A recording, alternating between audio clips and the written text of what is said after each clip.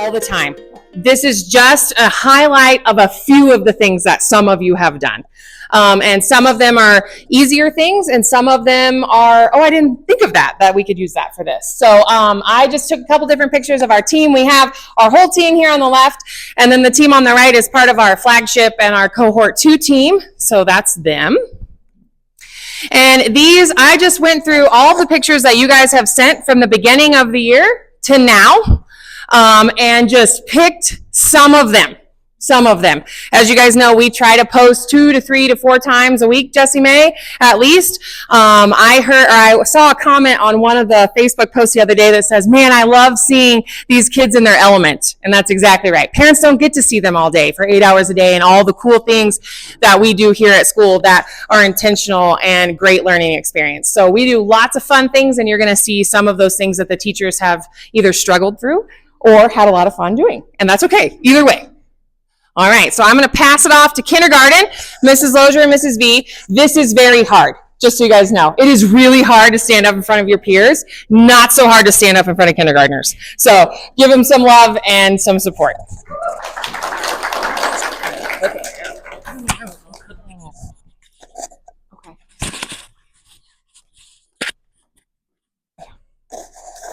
Want me to start a little bit? Okay. So I'm going to start by saying we struggled. I just want to lay that out there. We were kind of lost on what to do. So just kind of like a brief overview, we ended up going with choice, and we'll talk about that a little bit more in detail. But we went with choice in our assessments, and we found that the students had a lot of ownership. They got really creative. They got really playful even during an assessment, so that was kind of fun. I think we were scared. They're 5-year-olds, and, you know, for myself, and I'll let Brooke talk, but I've done this for 10 years, and I was like, still, I don't know if I can trust them or I can step out of the box and like see what happens. It's scary when you lose control of 5-year-olds. So, and I think that was me, like having Brooke, not taught kindergarten before ever. I was like, oh, okay, what is this going to look like? I'm thinking like third graders, giving third graders choice. Sometimes that went south sometimes. And so I was like, 5-year-olds, how am I going to do this? And before we even thought about choice, I was like, big units, how can we turn things in? How can I bring in all these things? How can I tweak things? But I've never taught it. So I was struggling for a while. And then it was actually, we gave an assessment and we just tweaked a few things, not really thinking about this. And Allison was like, wait, you gave them choice. That's great. And I was like, oh, it's not as hard as what I had envisioned in my brain at first. Yeah. So we realized we were doing some things that were powerful, and it just took someone else and Dave and Allison to say, no, you are doing things. And we're like, oh yeah, that's great. Right. So, yeah, we saw commitment, creativity, and imagination. And we struggled with, you know, it being unpredictable, a little bit loss of control, you know, and also time. Things took a little bit longer, so we kind of had to be okay with that, and we'll kind of show you some pieces there. Okay, so this was the first assessment, and it was sorting. And so, I think in the past, I might be wrong, but in the past, it had just been like one color was the triangles, one color was the squares, and then they were just going to sort them. And so, thanks, Allison. And so we had thought like, okay, what if we added in another shape and just gave it to them as white, and then they could create their cookies, whatever colors, however they wanted to. And so we tried to give them choice by creating more of an authentic assessment where they got to choose what their cookies looked like. They got to choose how they were going to sort them. There was more than one right answer, essentially. And so we were able to celebrate how everyone's brains work just a little bit differently. And again, this was the first one that we did, and we didn't think of it as a choice type of thing until after the fact when we were sharing at one of our RIDE meetings. But it was just interesting to see how some of them, like the one on the far right was like by shape, by color, that like what we maybe would have expected. And then the one on the far left is all different colors, all different shapes are kind of mixed in. But in sitting with them one-on-one and asking them how they sorted it, we were really able to see how they sorted it, and they were able to back up what they're thinking. Like I had one little boy, and he had everything colored the exact same, except for 3 of them had a little pink line. And he said, well, these are less. These have the pink lines. Everything else doesn't have a pink line. I was like, wow, okay, you sorted them. And it, like, without that conversation, I wouldn't have known exactly what you were thinking, but it was really, really eye-opening.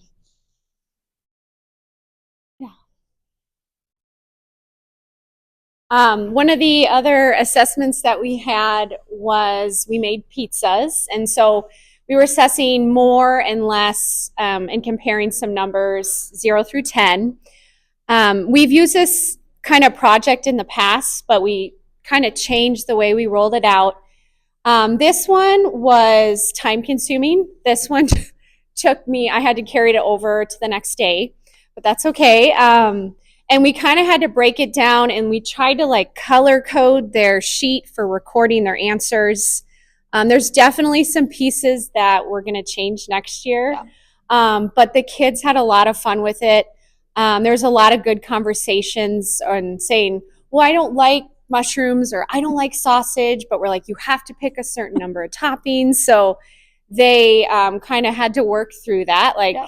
Even if you don't like it, we're still going to work through it. We kind of had to say, like, pretend you're making a pizza for your yes. mom, or here, can I order from you? I would like a pizza that has. So, like, change trying to think mindset on the spot of shifting, because one of my kids, yeah, I only like cheese. I only want cheese. I'm like, well, not going to work. It doesn't work for this. But it was this one. I think this one was even more fun than the chef one. Mm-hmm. Like, I put on some kind of pizzeria music in the background, and I think we were doing letter J for our MZ scope, and somebody bought jingle bells or something like that. And they're like, we can hang these bells on the door so when a customer comes in, we'll hear the doorbell ring. And then they started talking about their, like, them working at a pizzeria, and we better hurry, the customers are coming. So we have some good quotes that came out of this that we'll share with you. They talked about getting fired too. So he said, if we aren't ready for customers, we're going to get fired. We could use my bells on the door so we know when a customer comes in. And then I had a kiddo say, well, if the customer's mad, I'm going to punch him. And we said, and then someone said, well, you will get fired. So it was like, it just turned into this whole, like, it was like a work environment, and we were in a kitchen. And then, as Brooke said, I only like cheese pizza. I don't want to add any yucky toppings. So it was fun to hear all their little comments. Another thing we did kind of right before Christmas is we read the Polar Express and then gave the kids just a bunch of different shapes and didn't show them an example of how they could put the shapes together to make a train, and just said, okay, let's try to make the train. And just kind of watching them put it together was really interesting. Some of them, they just like went off and they were like in their element and they loved it. And then others really struggled. They wanted an example. They got really down on themselves. We have a slide that has some quotes on the next one. And it was really interesting to see the progression of how they thought at the beginning and then in the middle. And then at the end, when we showed each other, or we showed them an example or showed each other theirs, how their thinking kind of changed a little bit, but it was more outside the box thinking. And that's kind of how I explained it to them. I said that there's more than one right answer. Mine might look different than my friends, but we're all trying to make a train, and trying to just build that growth mindset, that confidence from little age, when sometimes that's kind of hard.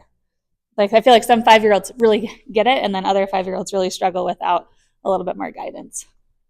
And I think we're so used to providing an example, like, this is what I want you to create, or this is what I want you to do. So that one, when we just gave them the pieces and said, make a train, they're like, well, what do you mean? What should it look like? Mm-hmm. So yeah, if you want to share some of those. So before, like, I have no idea how to do this. My brain's not thinking of anything. I don't know how I'm going to make this. That's going to be the snow on the roof, referring to the rectangle. So then some of them are trying to share their ideas out. The square looks like a window. A lot of I need helps. Oh, look what I did. I'm being creative. I was like, wow, I just heard so-and-so say they were being creative. I love that thinking. Trying to really shine on that one. And then after showing an example or sharing at the end, some of said, I don't like mine. I'm going to change mine. Mine looks like so-and-so's because, so they're starting to make connections with each other's. And then I had some of them that were starting to give compliments. And so we talked about, Mrs. Simmons is teaching us how to do compliments. I love that you were giving a compliment to your friend. And then one of my kids said, wow, that looks like a rhino. And I was like, oh, I don't know how this is going to go. Is that going to hurt someone's feelings? And then the student that made it, he goes, yeah, you're right. It kind of does. And I was like, oh, So just kind of letting them shine a little bit. It was really nice to step back as a teacher and watch those conversations happen authentically. And I enjoyed the part, like it taught me a lot when they said, I don't like mine, once they see an example. Just like teaching them that there isn't one right way to do it, and kind of being proud of your work and being proud of what you created. So I just thought that was just kind of a telling quote of like, okay, I need to build them up on like, your work is great, however you come to that end conclusion there. So I think like throughout this whole thing, we just tried to add more student choice into our day. And we talked a little bit too about like not just choice, like a free for all, but more of a controlled choice, like things that are open right now, things that might be closed right now. We all have a lot of stream tubs that we can open or close when they are early finishers or something like that. But we've really saw a lot of student creativity and social emotional opportunities for them to think together, build on each other's creations, or talk through things. I always call it thinking outside the box and thinking in ways that maybe someone else didn't think about, and sharing. And my kids have really wanted to like make letters out of different stream tubs or toys. But after lunch, we have like a 10-minute, go to the bathroom, kind of collect yourself before we start math time. And I think every day at least one or two kids like make a letter out of something, and then they want to share it. And so we have a little share time, and they're getting kind of tricky because they're adding different things. And like, oh, if you take off this piece, then it's an eye. But if I add it on, you can't really see the eye. And so just they're really wanting to take ownership of that. And that's been really fun to see. And you can see some of the letters that they're making. And that the picture in the top left is a little bit small, but I just had some letters out, and they said, when you're done, see how many red words you can make, not knowing if anyone would really want to do that or not. And this little boy just kept coming back to me, and he kept wanting a picture of every little red word that he made. And so instead of a worksheet where you're writing down your red words or practicing your red words, I was like, wow, he knows his red words very well, and he can show me, and he's so proud to show me. He wanted a picture every single time. But just little things like that just make our classroom a little bit more inviting, and the kids want to be in there.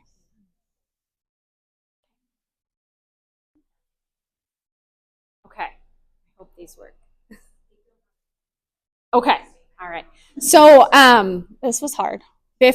Yeah. So we said to the kids, tell us something that you have choice in the classroom. We had Mr. Smith help us with that. Yep. And after listening to all the answers, we were like, I don't know if they understand what choice means. The question was hard, yeah. Yeah. So then we were like, okay, tell us things you can pick. And I feel like even still that was a struggle. So I think if we just keep offering opportunities for choice, pointing that out, they'll kind of see the control they do have in their learning.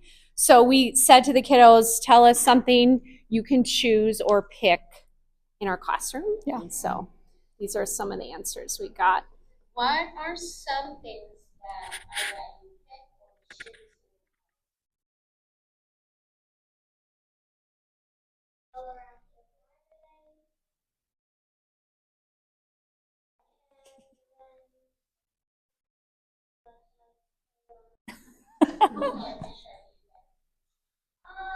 Usually I pick Green.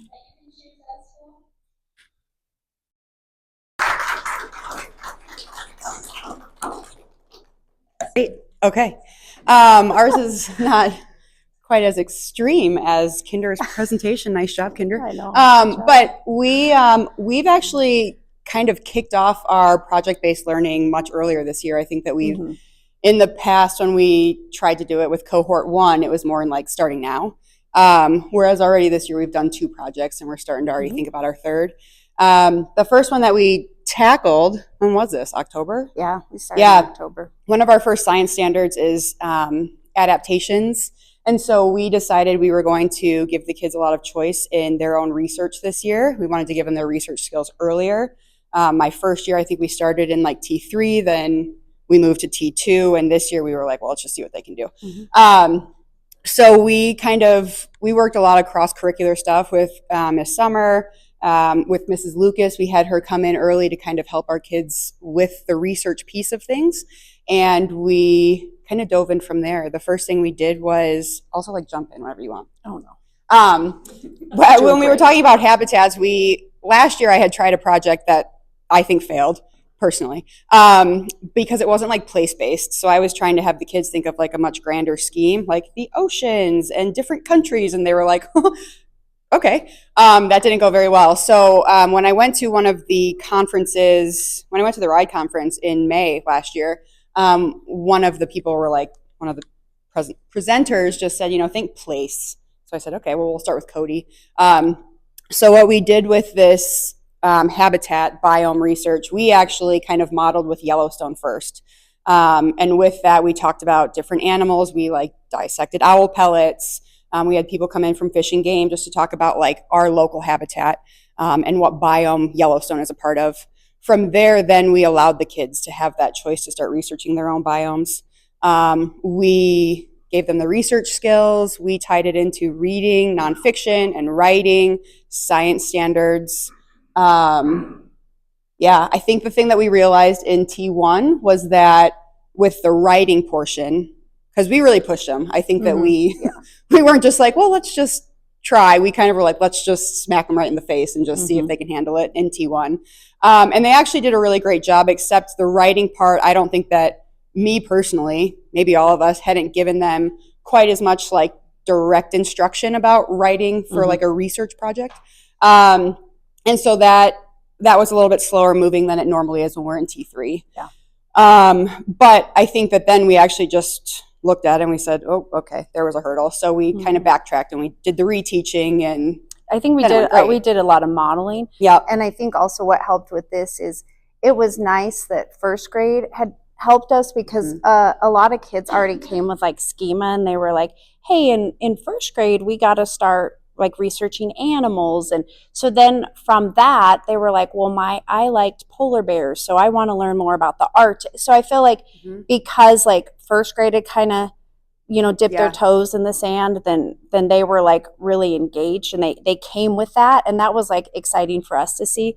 And then I think for the writing, we decided it was okay to do more modeling with the writing. We just had to keep modeling for them because they weren't quite ready with all the research skills. And that might have been like the only kind of hurdle, I think. And then, Elise makes me sweat a little bit. So she's like, we're just going to do this. And I was like, okay. So we did this, and then I was like, and it was fabulous. And then the next project coming up, I really made her sweat. So I think it's kind of fun that like you start bouncing ideas off each other, and then you're like, okay, this is okay that like certain things are just really uncomfortable. Like I was kind of like, I don't know if I can do this. And then they were in that collab just making all this, and I was like, yeah, they can do this. Like they can. So just getting a little uncomfortable and being kind of vulnerable with your teammates. Like, we had to do a lot of that. Yeah, I agree. And Tess is right. She definitely made me sweat in like the second project, because our second project that we ended up taking on, we did Balloons Over Broadway last year. That realistic fiction story about how balloons came to be part of the Macy's Day Parade. And last year, we can't have like latex balloons, so we made like balloons out of like scrap materials, basically. We were like, okay, it's cute. And then I was like, oh, here we go. Tess was like, hold up a second. What if we do this, and then we add this, and then we'll talk to Larry Gerber about doing a green screen parade? And I was like, slow your roll. But it ended up going great, and it was super, super fun. It ended up being like some of my favorite couple of weeks because the kids were psyched. It was, thank you. Thanks. It went great. Could have been better, but that's okay. That was a hurdle, and we're going to figure it out for next year. Because everything that we tried again with the summer, like she had practiced like coding the robots like down the hallways and turning the corners, and everything worked great until the morning of, and she was like, all of a sudden it's not reading on this green paper. We were like, oh God. But that's okay. It still went awesome. And I'm just going to jump on this part because everything we've done are actually tied into our standards, because our social studies standards are urban, suburban, rural, Mhm. right? So you talk urban, our kids have no idea what urban is. Well, some do. But we were like, okay, let's talk New York. And then they were like, oh, that's a city. So that's like one of our social studies standards we hit. Now, I mean, are there things we can keep going? Absolutely. And then the balloons tie in because then we moved into solids, liquids, and gases. So then we're like, okay, do they really understand? Solids and liquids are pretty easy, but you start talking gases and they're like, you guys know where that conversation went. So, you know, the whole balloons and then the designing, and then Carrie, Miss Summer coming in, and it was just so fun to collaborate with her and do all the robots and the balloons. And so Mhm. it's like you can tie in your standards very easily. I think Yeah. we learned very quickly. Yeah. You know?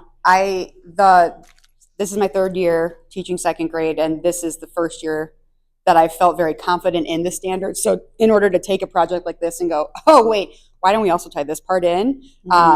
Tess and I worked really well at just kind of like bouncing those ideas off of each other. Like, well, we have to do nonfiction, but we have to do the social studies standard. What if we? It just kind of generated from there. And this year we tried a couple of new things too. We figured out we have the video up here of them with their first original balloons, their first design, because we had them do that and they just kind of paraded it around, and we'll show you that video. But then the second version of it, that was kind of their test balloon. And then the second balloon, we actually had them filled up with helium. We lost a few on the way home, but that's okay. But then we got to talk about, like she was saying, the science standards of, okay, our first ones were filled with air. Are they floating? No, they're not. Okay, we're going to go fill them with helium. And that's when we were actually able to like take them and do the parade with those coated bots. But that was a hurdle for Tess and I too, going, I don't know how to use a green screen. I don't know how to use iMovie, anything like that. But the kids were so excited to see the final product. So do you have anything else to add, or do you want me to I can play that? I think that's This was a weekend of me YouTubing how to.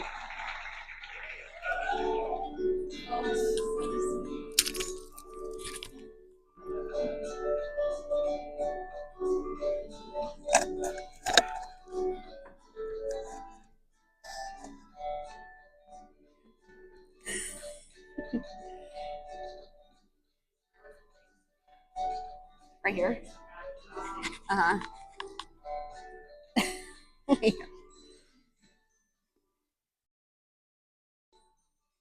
Landmark in New York City. We had passages for them to read about, and then they actually got to build them in stream class to kind of line the parade route. Yeah. So, but yeah, that was all.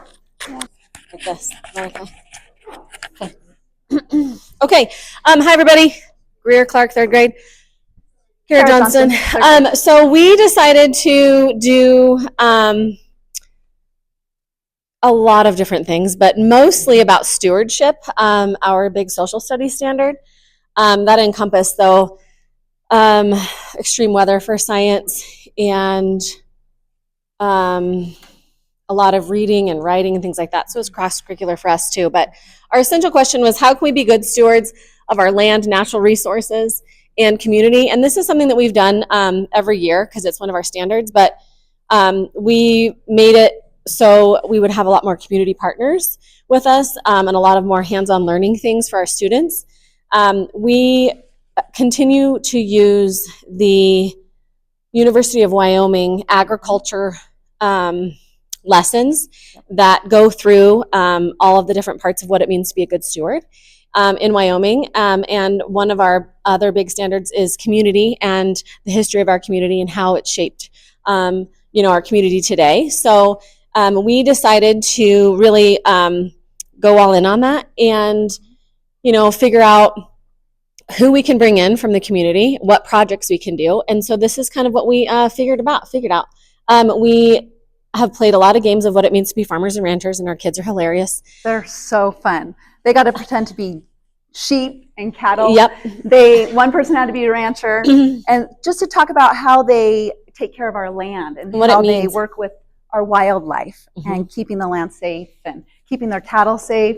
Yep. And so the kids, we went, sorry, we went down to the collaboratory and played with Legos, and they got to make their own farmer ranch with their groups of like the things that they've learned about and the things that you need in order to be a good steward. Where is your fence? How are you going to keep your animals separated? What can they eat? What can they not eat? That's wild and things like that, right? That they have to learn about. What does it mean to be a good steward actually? So Mrs. Johnston has a video, is this Lexi? Yeah. Right here, of what it means to be a good steward. And it's funny, and she's so cute. Here we go. Lexi, what is a good steward and what do they do? Our resources to the best without depleting them. So we had a lot of people come in, or we went out. Sorry, I'm running through this quickly just for time's sake because I know Farms we have and ranches. farms and They ranches. had to go build and then say why they put where they put their corrals away from the water, why they put certain fields where they did. And also moving their animals so they don't like use an entire resource and it's gone the next year, right? So like they know all of that. It's so cool, and they really loved it. Would work really well together. That collaboration point was so fun to see. And then the reflection piece of like, why did you do that? And like, well, because we already used this plot of land, and so we're going to let that land rest for a little while, and we're going to let our animals move over here. But the sheep can't eat larkspur or something, whatever the purple thing was. I can't remember. Sorry, I'm nervous. So they can't eat that. So the sheep can, but the cows can't because they'll get sick and whatever it was. So they loved it, reminded each other, like, you can't do that. And they're like, oh, thanks for the reminder. And so it was so fun to see that. And then we had went to the Buffalo Bill Museum of the West, Center of the West, and talked about the animals here and the management of that from the Game and Fish, what that means, what animals you can see here, how can we preserve that space, because we don't want to embark or impose on the animals, but we also are people and we need a place too. So it was just kind of negotiating and figuring that out more for them as far as being good stewards of our land. We went to the wildlife sanctuary up in Red Lodge as well and talked about the animals up there, and part of our science standards are adaptations as well.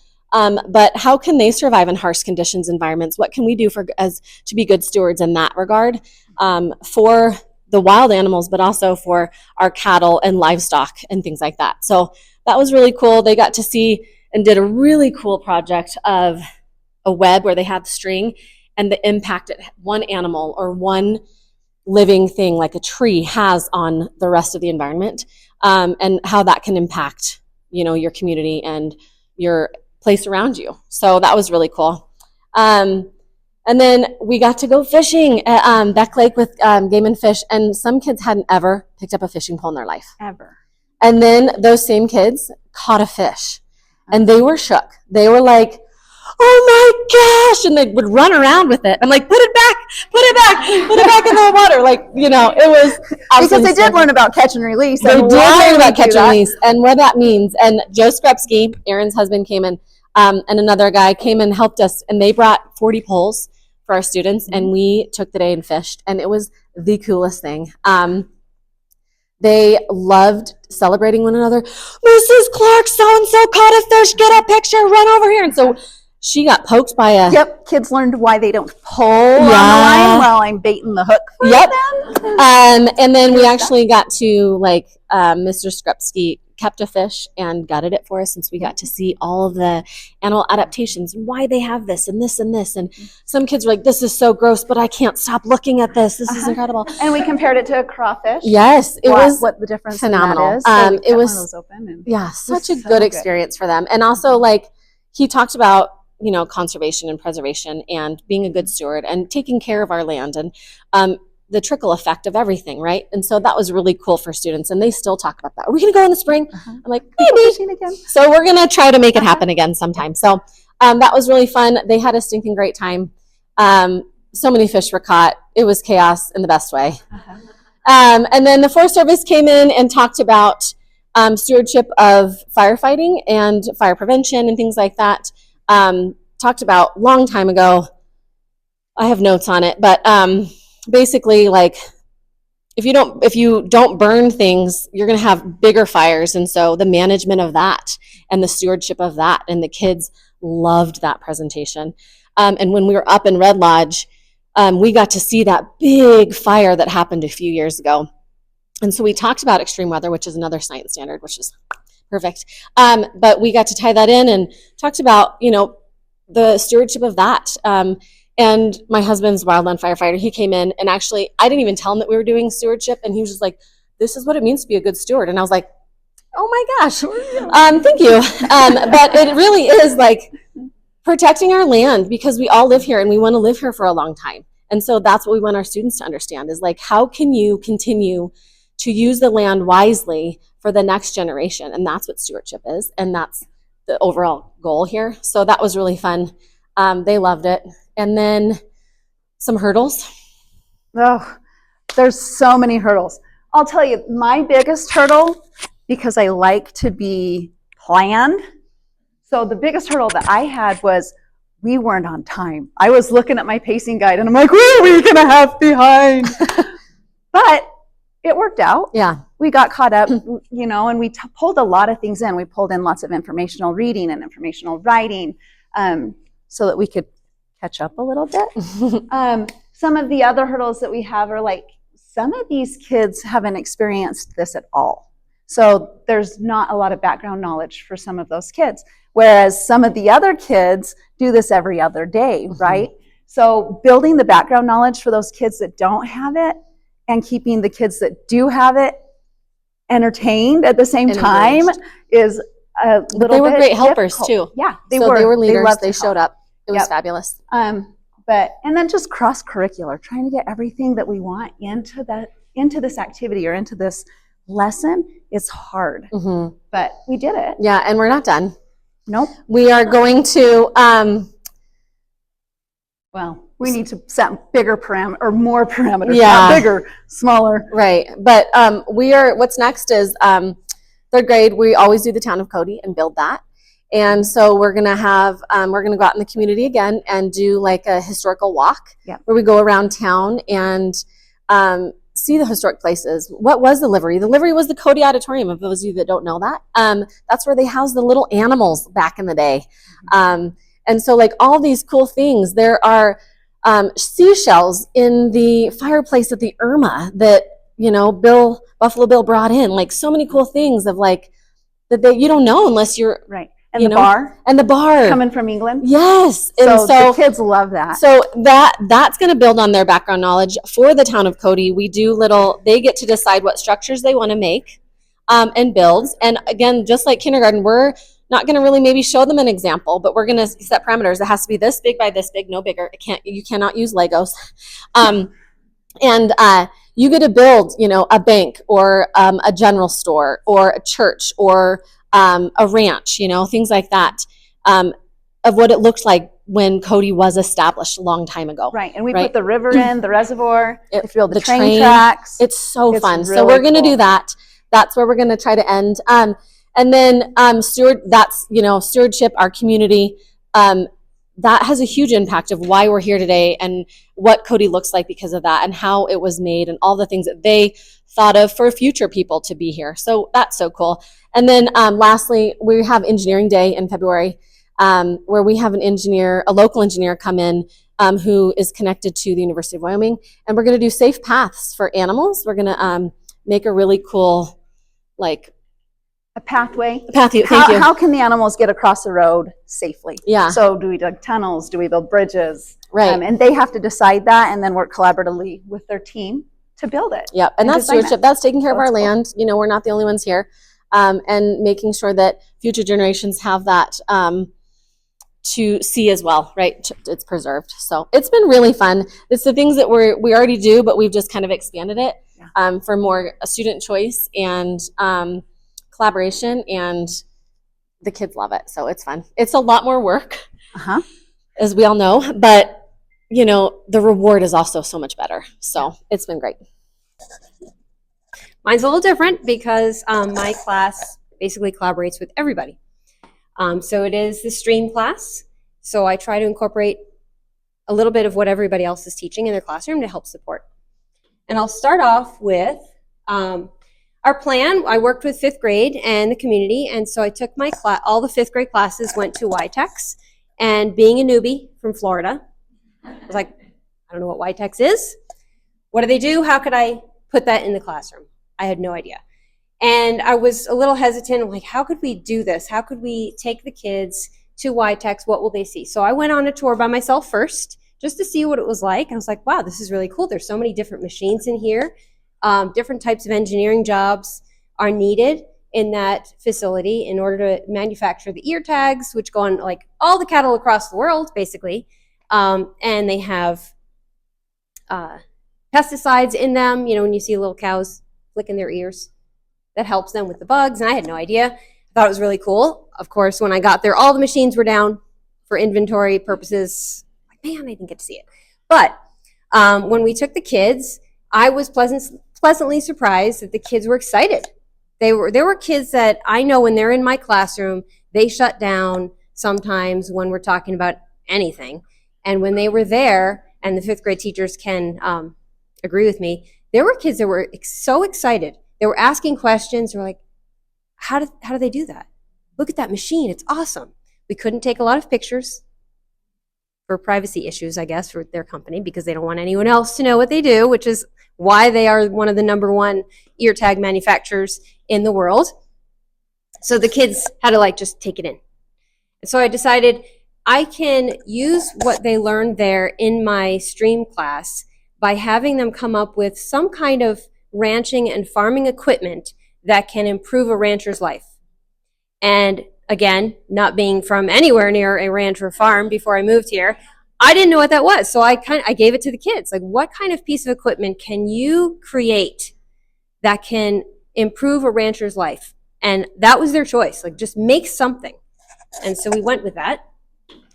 I thought it was pretty cool. They're wearing football uniforms because I think that was the homecoming day. That's why they're wearing that, representing. So they all got their own little ear tag with their name on it. While we were touring, they were typing up everyone's little names, and they got an ear tag, and yes, of course, they put it on their ears. And I still see some of them with it on their backpack. And we went back in November, I believe. Okay, so they had to invent a new piece of equipment. I gave them basically all the choices of anything that I had in that classroom. They can build their piece of equipment. So some chose Legos. Some chose clay. Some chose Little Bits, which is a piece of circuitry and just machinery. I said, make whatever it is. Make something.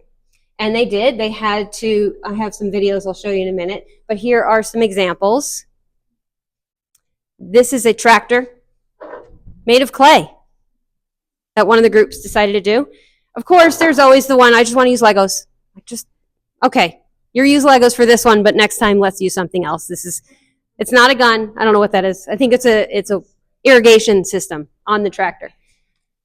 Here is one that not only is a tractor, but it also is a farmer's market. As it's rolling by, they can sell fruits and vegetables at the same time. So like do 2 jobs at once and sell hay as well. And there is an on button where it could roll. It actually rolls. And again, like with the kit, with the circuitry, I told them open up the kit and figure it out. Instead of me telling them how to do it, it was exciting to see, oh, I got the button to work. I got the horn to work. It rolls.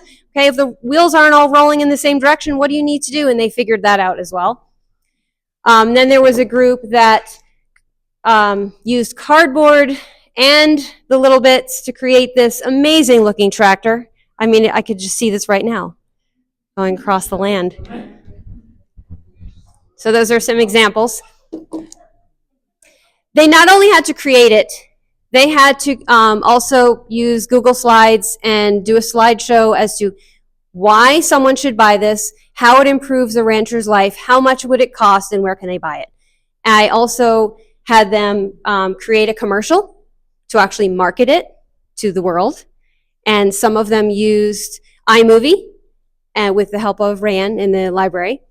And some of them just simply used the camera on the iPad and just recorded it. I do have some video, so you can see. Might not be that exciting, but play it.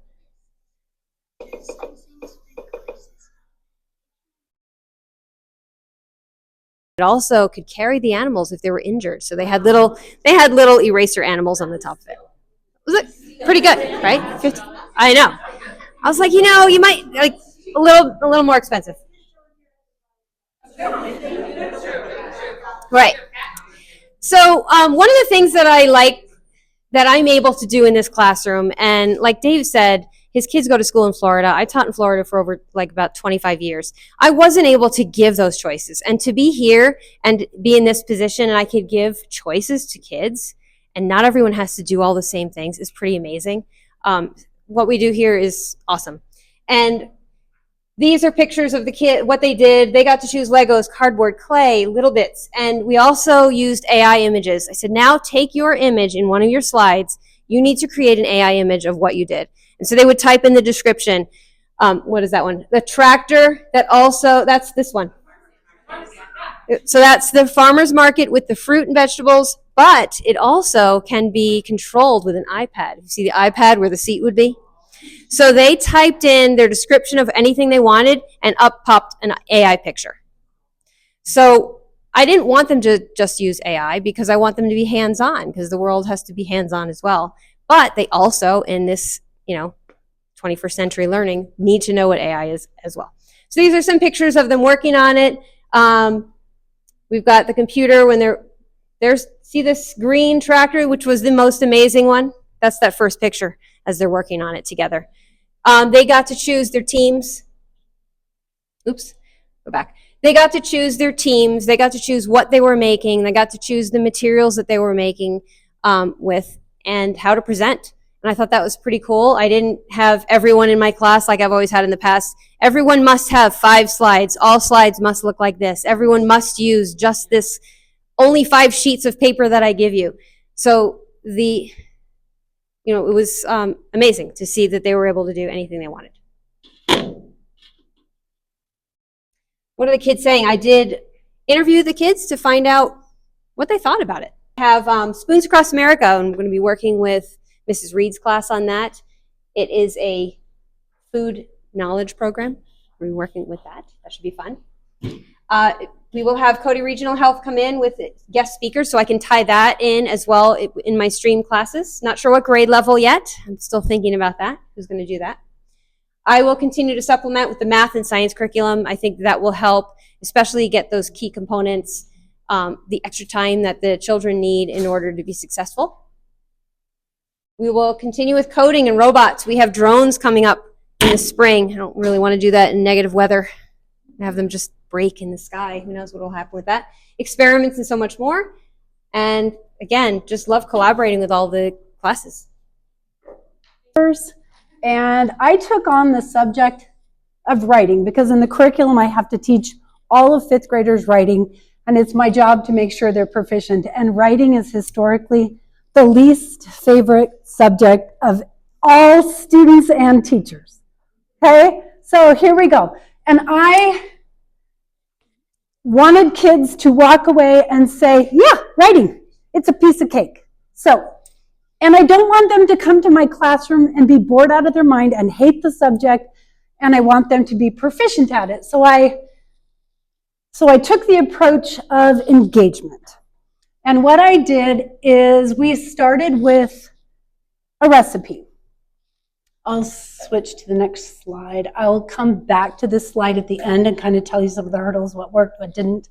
So we went down to the collaboratorium, and I gave all the kids this recipe, and it had 12 steps to the recipe. And in the recipe, there were a couple of steps that were tricky because in the ingredients, it lists sugar, 2 cups or something like this. I'm sure you can't read that and check my accuracy. Said 2 cups of sugar, but in the recipe steps, it indicated that part of the sugar was used for one step, part of the sugar was used for another step. So some of the steps were super simple. Some of the steps were a little bit more complicated. But in the end, each group of kids made brownies. And I hope they were pretty delicious. The kids happened to think so. And I think we shared with a few of the unfortunate classes that were close to us when we were down there loud enough to make the brownies. But they loved it. They thought it was a fantastic opportunity to do something fun and delicious. And they felt very successful.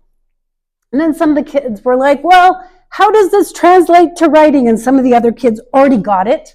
But I said to the kids, okay, so I'm gonna compare it to a piece of cake rather than a brownie. But a brownie is just a square piece of cake without frosting, right? Anyway, I said to the kids, writing is just like making cake. Some of us have really beautiful language. And so that's like the frosting on the cake. So you can frost that cake, and yours might be perfectly frosted with the piping that goes around it. And mine just might be slathered in frosting. The presentation is not so beautiful, but it's cake. You might have piped a beautiful message across the top, and I might have just stuck candles in it. But the presentation is still cake. Yours might have been more beautiful. You might be a stronger writer. I might not be as strong a writer, but we all produced cake. And that's the theory in the end, is you need to be successful at making cake or a writing piece. I need to be successful at doing that. So I broke it down and said it's just like that recipe we followed, making brownies. There were a couple of steps in there. They're kind of tricky, and you had to read them really carefully, and you had to do a little bit more work and a few calculations, but you could still come up with the cake or the brownies. So they understood that 12 steps in the brownies was nothing. They were like, that's not a lot at all. So we've got 15 steps in our writing process, and some of the steps are super simple. It only takes them a couple of minutes to get that step checked off. And a couple of the steps are more intense. If you're better at your writing, those are the steps where you might be able to shine. Okay, but they've got this writing recipe. So they come in to my classroom and they quickly fill out a writing recipe, and then we go forward with our prompt. So they were able to make that connection, which felt good. And quite honestly, they loved making the brownies. And I gesticulate and I'm pretty dramatic in the classroom. So I would think, like writing a little bit more. Anyway, so in the end, it really doesn't matter if cake equals writing if they can't do it. So I asked the kids, how does it make you feel about writing? How do you feel about the recipe card? Does it help you or not? And the kids I thought, okay, well, I have to admit, Henry is just funny. And so I know he was in the last presentation too, and I videoed a lot of kids, but Henry's he's funny. Anyway, we'll see if this turns out. All right, we started a huge unit in the middle of November, and it lasted through Christmas. So we had the challenge. One of the hurdles was working around our holidays. But in 5th grade, we used to do a huge writing project on the Revolutionary War. We decided this year we were just going to incorporate several things. So we created 4 different artifacts. And I will get to this in a moment. One is our flag that we create. This was another pop art piece by the same artist. We created a slideshow that goes along with that, and then we did some writing for Mrs. Michaels. And we managed to get through that in 6 weeks, but it was pretty crazy. So I'm going to go as fast as I can because I know there's so many people waiting on us. Our initial plan: Livingston 5th graders spent 5 weeks during November, December studying the American Revolution, the United States flag, and American artist Jasper Johns. And that's where these 2 artifacts come from. What worked well? All the artifacts that we had, I think, were just wonderful. This is the children creating their plaster flags. And we address so many standards in language arts, social studies, fine arts, and even mathematics. So it was nice just to, for us, one of the easiest things here was to take this project across the curriculum. So that was an easy thing. So yeah, there were some great things there. This is one of the slideshows, and I plugged this one in because it's Inauguration Day, and we have to do this again. So, do we need to grab mine? These 2 students at the end, I focus primarily on, or what I'm going to show you, it's just couple blips here. Talks about choices, and then the biggest oh no for us and me was there was just too much of the learning was led by us. So I asked these folks to kind of talk about that.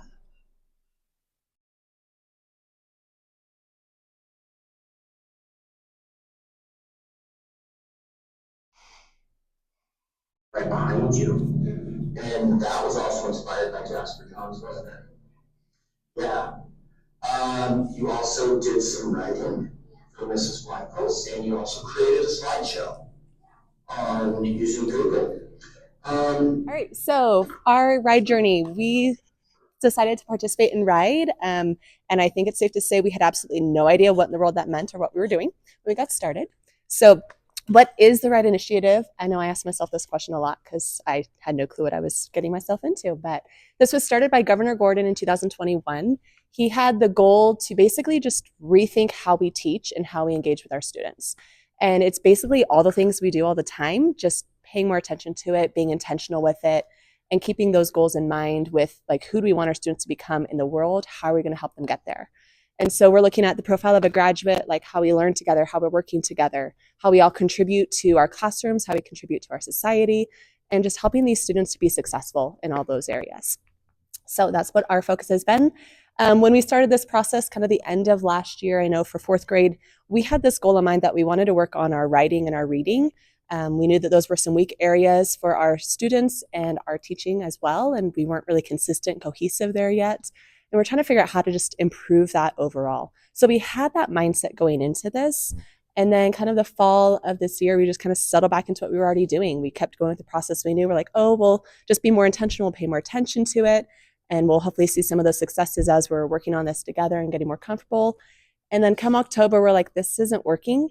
We decided as fourth grade that we wanted to change this process entirely. We didn't see our students being very successful. They were doing the same things that they were doing the previous years, where some were doing really well with writing, some weren't. Overall, we had a lot of gaps and a lot of things that we wanted to work on and help them be more successful as writers and help them express themselves. We had students that simply didn't want to write, didn't know what to write. And for me personally, I know I am terrible at teaching writing. It was something I did in school. I wouldn't say I was great at it. So for me, teaching writing is really hard. I didn't know how to teach writing. My teammates are much stronger in that area than I am, so I relied on them to like, how are you doing this? And what worked great for them didn't necessarily work for me and my students. And so my goal was I simply wanted my students to enjoy writing. How can I get them into writing? How can I get them to write something? For some of them, a sentence was a goal. And so as we've started kind of focusing that in October, we completely revamped how we looked at writing and how we focused on that.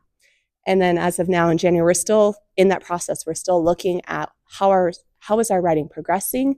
How are our students doing with writing? We're getting feedback from our students through their work and through actually interviewing them and speaking to them about writing. But we're still growing. Like we're not where we want to be yet, but we feel we've made a little bit of progress. So why did we focus on writing? We saw very basic sentences as fourth graders. We saw some of our students couldn't write a cohesive sentence that had sentence parts, capitals, punctuation was missing from a lot of their sentences. We had a lot of errors, a lot of spelling errors that we still need to work on. And there was a lot of disengagement. A lot of our students simply didn't know where to start for writing. And I know for me, I had no idea how to help them with that. I can't tell you what to write. I can't give you what it is you need to write because I'm not you. Like I can't give you my words. I need to know your words. And some of our students simply wouldn't even try. I'd have some students when we did a writing lesson, they wouldn't write hardly a single word on the page. They couldn't write a sentence. They couldn't write a paragraph. And so figuring out how to get them into writing where they could just start the process, because without trying, they're never going to make progress. And so those gains that we wanted to see, we simply weren't seeing when it came to writing. So that's kind of where our focus went with this initiative, was to look at our writing process and see how can we get our students engaged, how can we help them be successful. Okay, so here's where we insert EDGE protocols because that's been kind of a big passion. So we started this journey kind of just brainstorming to start with, but the timing we decided to plug our revamping into our PLC, which happened to be the day that Mitch Kraft was here. So we had a whole slew of admin watching us go through this process. But what we just tried to tune them out and just focus on what is it that we're trying to get our kids to accomplish here. So we sat down with our list of standards and what was our desire and the outcome that we wanted to see in students. We wanted to see them engaged first and foremost, because you're not going to get any writing out of kids that's worth anything if they're not engaged with it. It's just passive, it's minimal at best.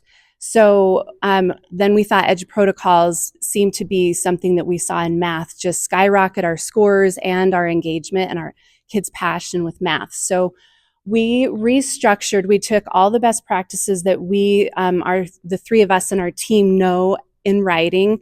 Then we roped third grade into the mix, but we started with just the three of us in fourth grade.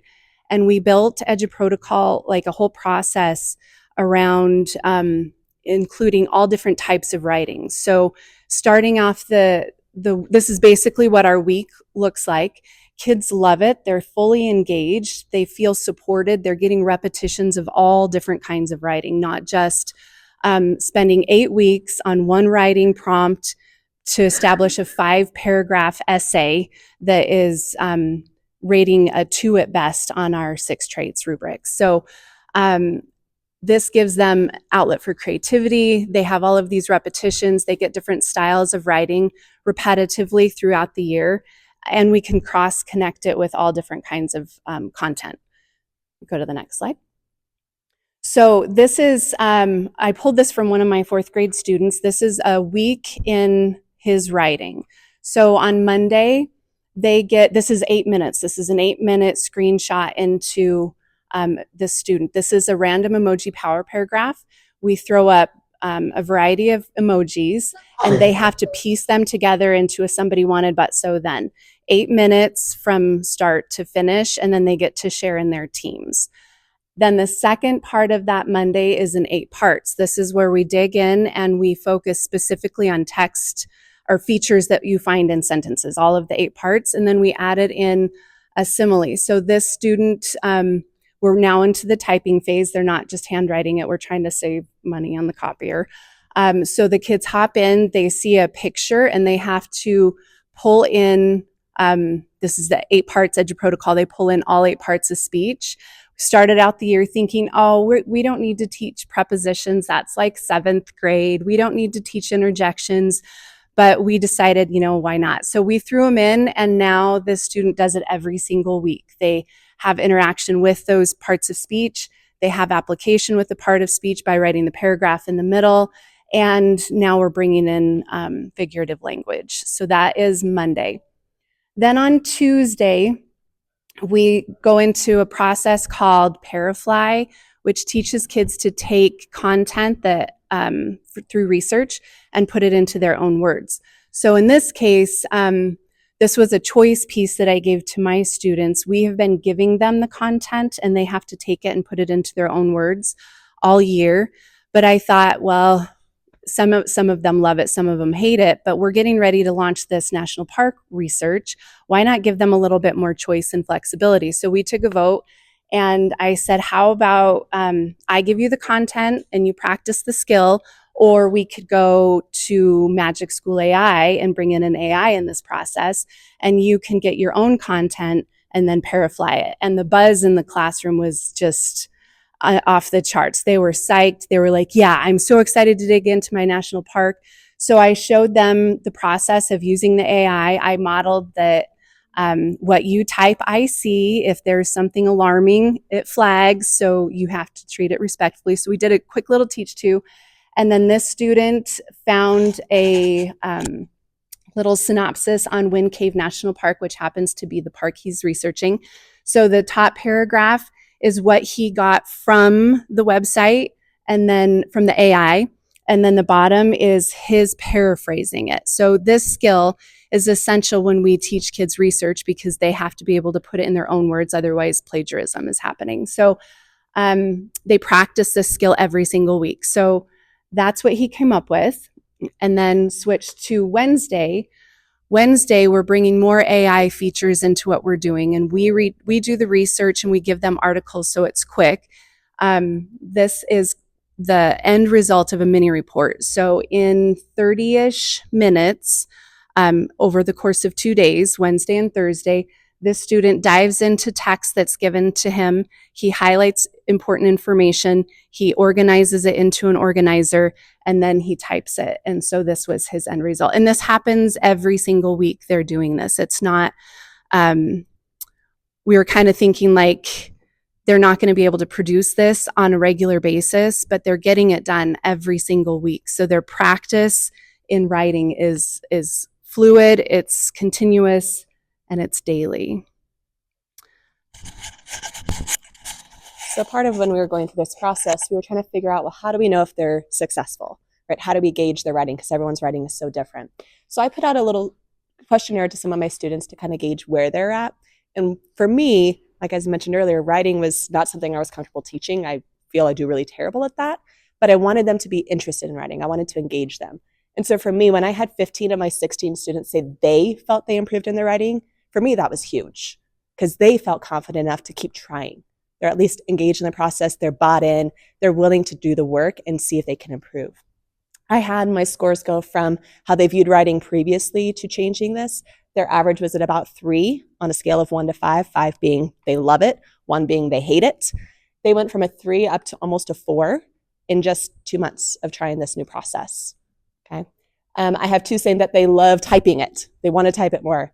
They have 5 who love the 8 parts and 7 love the random emoji the best. They love that creativity piece that we start our week off with to get them in that mindset of, oh, I can write. I can write about anything. I can write about something I want to write about. I can write about something that maybe the prompt's given. And it helps them see that it's okay to not always love every topic, but it lets them know that they can still do this. And then for me, I had 4 students who said that there was nothing that they dislike about our current writing process. So for me, it was more how my students feel right now, because I need to build my skills with teaching writing, but to have them bought in and ready to try this work was a huge piece of seeing that beginning success for them.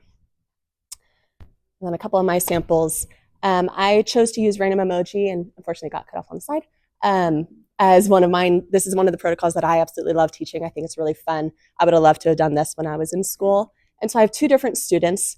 On the left is a student that started in September, and then a sample paragraph that they wrote in January. And then again, a student just from October to middle of November. And for both of these students, they're 2 of my kind of lower spellers, lower writers overall. The one on the left actually rarely can get more than 2 sentences written in a time frame, whether it's 8 minutes or 30 minutes, doesn't matter. And my other student over here was just the extension of her work and the thoughts she put into her sentences kind of blew me away that she grew so much in such a short period of time. The first sample in October was before we switched. And then this was one of the first, like about 2 or 3 weeks in, seeing where she wrote then. And then I'd also just ask them, like, what do you think? These are some of the quotes from some of my students about what they feel about our writing process. We get to express our feelings and make up stories. They love the creativity element. I'm writing words that I get stuck on, like they're simply trying. They're sounding them out. They're attempting those words and knowing it's okay to write it and get it wrong, as long as we're learning from the process and trying to grow in it. They're not just getting hung up. I can't write this word, so I'm not going to write at all. I feel like I can write a paragraph in a day. That was from one of my students that could barely write a sentence. And so for that student to be able to write a paragraph in a day was huge. And the fact that they keep trying. They used to write sentences that didn't have capitals, punctuation, spelling. It didn't make sense. And so they can now write a solid paragraph. And for that student, that's a huge success. We learn about stuff. They like just the variety we can give them. They love these different strategies that we're using to give them creative writing, but also informational writing. And then that next step piece, I think it would be better if we got to choose our subject. And kind of with what Audra was mentioning with the mini reports with national parks, since we've now worked into that with these mini reports, they're getting that element too. So it was really cool to see when we gave this to them that they were already wanting that, and that's where we're heading next.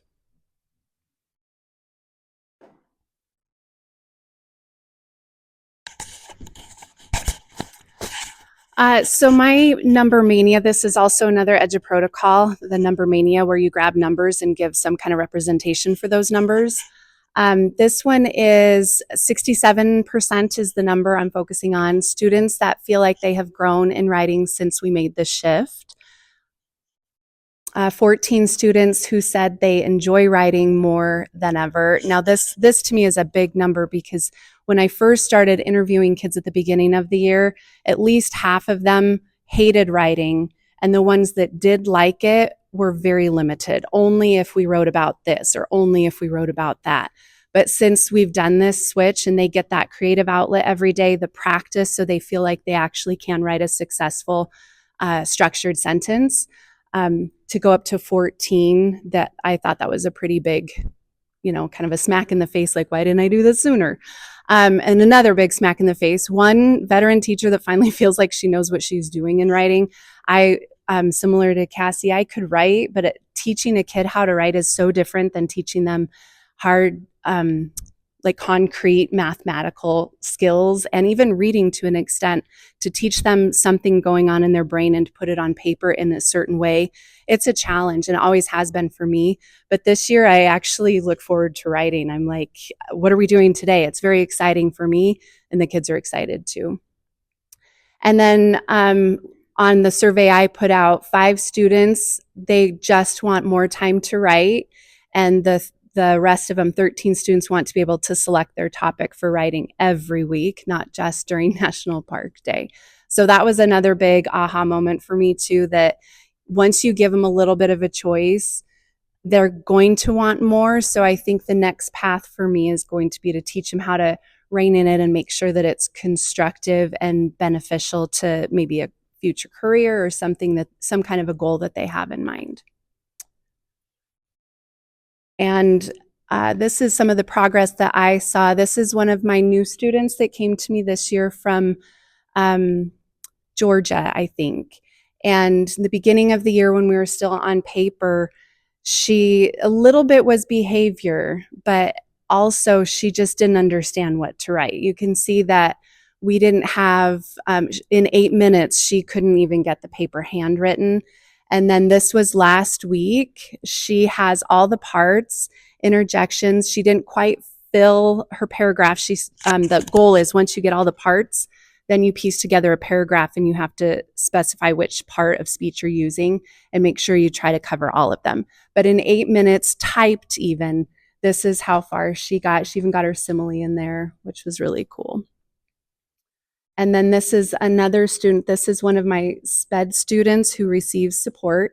He started out kind of balking at writing. He didn't enjoy it because he's very slow in his processing. And so getting it out in a quick amount of time was a struggle for him. But helping him use voice typing and his actual true writing brain was starting to come out. But he also was able to come up with a decent paragraph and using all the parts, and his understanding of the parts showed too. And this is what they're saying. I'll just let you guys take a second and read through those. I did have one student that was really excited. She was kind of behavior in a lot of areas of writing. It was a trigger for her. And her frustration was in every writing process she's ever had, she's had to think, brainstorm, then write it, and then put it in a final copy and then type it. And that were in her brain, she moves so fast, it was unnecessary steps. So I asked her, what would you like to do? She said, as soon as I get my idea out, I want to type it. So I gave them the option, and half the class still choose to handwrite it, but the other half, they love to just go straight to typing. And I get higher quality sentences because they're doing it the way they want to do it. Grade level, we're doing the same exact thing as 4th grade. We had talked to the 4th grade teachers, and we just did not feel good about any of our writing. So Mrs. Wood came in and helped us and all the 4th grade teachers revamp our whole writing. So we're doing the same exact thing as 4th grade is doing. We're finding in 3rd grade that it does take a little bit longer for the kids to do the mini report. They do it in 2 days, but we're finding that they may need a 3rd day to do it. But we are trusting the process. So I did give my kids a questionnaire, and 12 out of my 15 kids said they feel their writing has improved in the past several weeks. We started this in November, so a little bit later than 4th grade. 8 students said their favorite was Parafly, which was paraphrasing. 14 out of 15 students said they liked the change in instruction. And 6 students said that their favorite was 8 parts. What they are saying, so one of my kids said, I love getting to do Battle Royale. So that's kind of a fun game after their Parafly. They get to type it, and then they actually get to read each other's responses. And I've taught them how to, like, what to look for. And then it kind of goes down to like a championship, and then they get to see who's writing the class voted each week, and they love it. Someone said I get to have fun. You can learn new words, and I enjoy how fun it is and all of the new things learned. So overall, it's a big positive change in my classroom. And then a student example, so I pulled out a mini report. So we are trying to tie our mini reports to science and social studies. So we are doing traits of a good citizen and citizenship and social studies. So we gave them the 2 paragraphs on the left, and we made it, very simple for them to pull out the 3 focus areas. So then they had to take it, and there is their graphic organizer. They have 3 focus areas, and then we're teaching them how to paraphrase that article, putting it into their own words.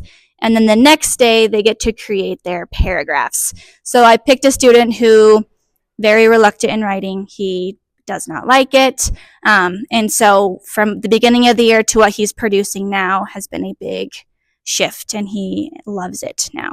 So part of our initiative is like, well, what are your next steps? What are you going to do? For us, we want to keep going with the progress we're making. We want to keep this focus of, instead of it being so teacher directed, help the students lead some of it. We want to give them a little more autonomy and a little more control over what they're writing, because we know that when they have that buy-in and we give them that foundational work, that they're going to be more successful and they're going to be engaged. And that's how we're going to make stronger writers and stronger students, and hopefully build those skills and that confidence in all areas of their lives. For us specifically, like that mini report we talked about with national parks, we have just now made that shift to now giving them a little more freedom with that. We are supporting by giving them topics and things, but they're getting to pull in a little bit of that AI and do a little bit of their own research, but helping them learn in the process. So it gives us that freedom to be able to support them, to guide them and give them tips and suggestions and work right alongside them while they're doing something that they're still engaged in and interested in. We haven't quite talked yet about, like, how do we assess and see, like, is this truly giving us the results we want? But that's another step we need to start considering. And then I know for 4th grade, we just discussed last week, like, how do we apply this to reading? How can we revamp our reading to start seeing some of the same success and engagement that we're getting with writing? So in 4th grade, those are kind of our goals. I think 3rd grade's kind of similar, but I'll let them speak as well. We're kind of based off of what 4th grade said. We are kind of in the first initial, I haven't had as much training as Edu Protocol as 4th grade teachers, but we really am trying to figure out how to assess my kids. And then again, in reading, trying to make it more engaging for the kids is what my goal is for moving forward. Yeah, just basically what Cassie said with the reading. Our plan now is to sit down with our reading standards. We have done a little bit of creation with some of the support and buy-in with reading, but I think when we go to start giving a survey to find out what kids like about reading, what they don't, kind of dig in a little bit more to see how we can get some more student buy-in to it. And then we'll probably rework our entire reading block to ensure that they're getting multiple repetitions of various standards, but in a way that they're grounded and they're focused and they're really tied into the skill. And I think we have the next thing is to hear from students, because that's really initiative this year. And our first presentation is on our unit on our community. So we're just going to kind of walk through what we did, what we planned, and kind of what it ended up being. And first off, we looked at our standards, which I'm not going to read, but unless you want me to read them. So we took our standards, we asked some questions and kind of wanted to have a big picture idea of a presentation that the kids could build, create, and it have being student-centered. And so what we did was we took those standards, we divided our kids up into groups of 3, 1 kid per room, so they were working with a different group than their peers that they always get to work with. And so that was a student-student relationship. And then we went into the community through field trips. We went to the museum. We went to Buffalo Bill Dam. We went to the hospital, police station, the newspaper, and reached out to community to build relationships, not just with our school, but in the community. And then we brought that through with Jez's project also. So that's kind of how we started planning. And really, we want you guys to know a lot of this ride and student-centered is kind of what we do anyway. We have curriculum, and then we always try to build in hands-on opportunity, project-based, student-based, through questions, through different kind of projects. So it's stuff that we're doing, but it's also, I don't know, the importance to not forget to do it, I guess, is kind of what we've been focusing on. Then these are just some different, and then we went through the Irma. We search and rescue with the police station and the hospital. Then the bottom one is the newspaper, and then we visited some of the older buildings in town and kind of talked about history with that. Then to start, I'm going to actually skip real quick. We kicked off our unit with a See, Think, Wonder with some old pictures, and then kind of had them compare, contrast through See, Think, Wonders. Some of them we did a writing activity, some we just had conversations around those See, Think, Wonder.